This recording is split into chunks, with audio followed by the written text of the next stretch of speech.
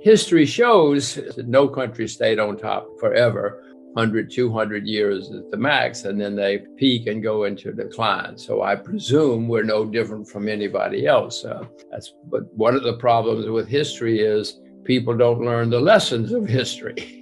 We had a president recently who didn't know history, or if he did know history, he said he was smarter than history. I know I'm not smarter than history, and history is very clear. No nation and no currency, by the way, because they sometimes go hand in hand, has stayed on top forever. So America is now the largest debtor nation in the history of the world. We have troops in over 100 countries. There are people who would say that we're overextended financially, economically, militarily. It looks like they might be right. So yes, no, I worry. It's not a good time to be young in America because what the young people are going to inherit is mind-boggling. I've got 2 teenage kids and it disturbs me. It's good to be old because I don't have to pay. I don't have to pay for all of this. I get the benefits. They're borrowing a lot of money, spending a lot of money. Pretty well, I'm old, okay, do it. It helps me, but it doesn't help the future. 100 years ago, Britain was the richest, most powerful country in the world. There was no number 2. 50 years later, they were bankrupt. Literally, the IMF had to fly into Heathrow to bail them out. So it can happen. It has happened. It often happens. And the symptoms, the money printing, the kind of problems you're talking about. I don't think it'll happen in 2001 or 2021 or even 2022, but it's on the way. My experience and my observation is that all of this money printing, it has to go somewhere, but it takes a long time to build a bridge or a factory, but it's very easy to go online and you buy as much of anything as you want. And that's what's happening. Everybody has a lot of money in their pocket. There is a lot of money around and it's going into financial assets. Will that last forever? It never has, but you say, maybe it will. Maybe it will this time. The history shows that. It's very clear. There have certainly been periods when stock markets in various countries have done extremely well, but it didn't make people rich. What really counts is making people a lot of money in an international currency so that you can go and buy a watch or a car or a loaf of bread or whatever it is you want to buy.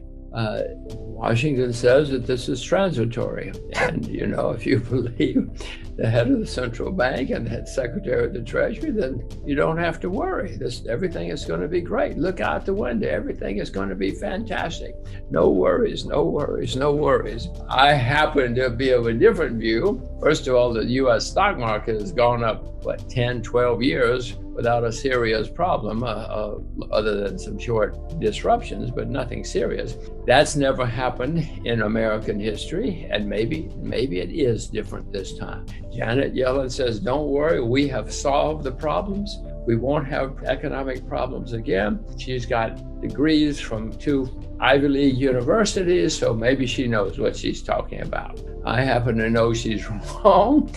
We will have problems again, and when they come, it's going to be horrible. 2008, we had a problem because of too much debt. Since 2008, the debt everywhere has skyrocketed by gigantic amounts. So it would be my view that the next time we have a problem, it's going to be the worst in my lifetime, given that the debt is so, that may sound like some kind of wild statement, but look out the window. The debt is there. The debt goes higher every day. I know what it caused in 2008. It's got to be worse next time around. Eventually, of course, we may have hyperinflation. Britain ended with not hyper like Venezuela, but very serious, and the value of the currency went down 80% against the US dollar over a few decades. That's pretty serious stuff. If you happen to be a British citizen, I doubt that we will end in hyperinflation quickly. That's usually towards the very, very end of a decline, of a long decline. Venezuela had been declining for a long time. Zimbabwe was in decline.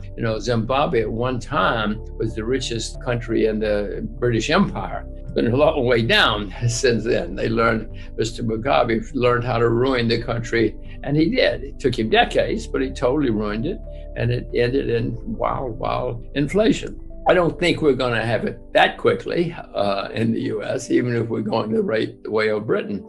Don't panic yet. But it doesn't mean we can't have serious inflation and a decline of the standard of living and a decline of the value of the currency, and we probably will. History is pretty clear. That's what happens. Social Security will be paid. You may not be able to buy very much with your Social Security, but you will be paid. I mean, in Russia, they still pay the Soviet retirement obligations, but it doesn't do you much good.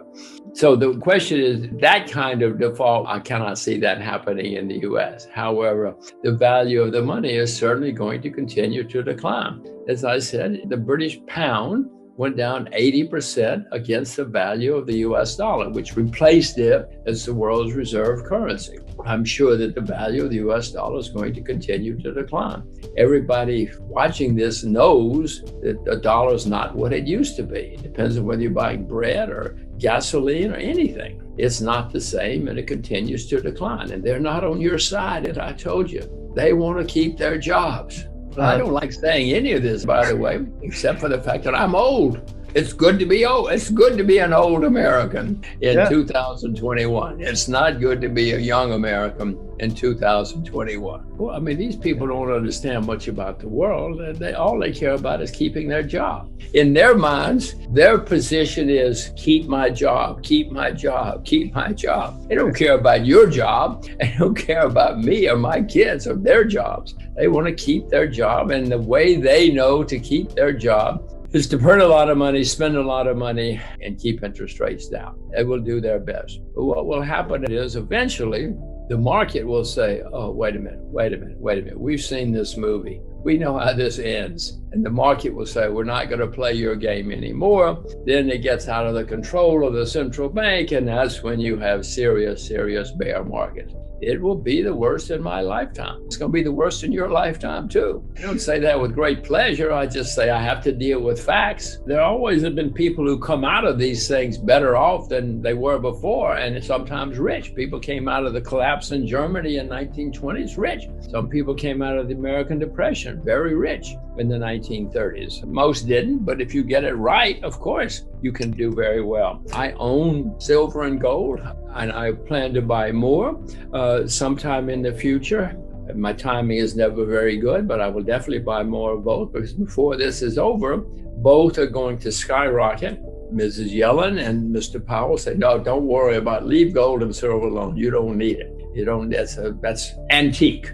That's archaic. Well, I'm an old peasant, and I know, all of us old peasants know, when things go wrong, we want to have a little silver over in the closet. We want to have a little gold under the bed, because we know that when things collapse, gold and silver will help you. It won't take care of you, it will help you. So I am buying both, and I will buy more. I'm also buying commodity indexes, because by definition, if commodities go higher, that's inflation. I mean, if the price of rice goes up, that's inflation. So I own rice. I own agricultural commodities. I own all commodities through an index, because by definition, if they're going to drive up prices, those will benefit.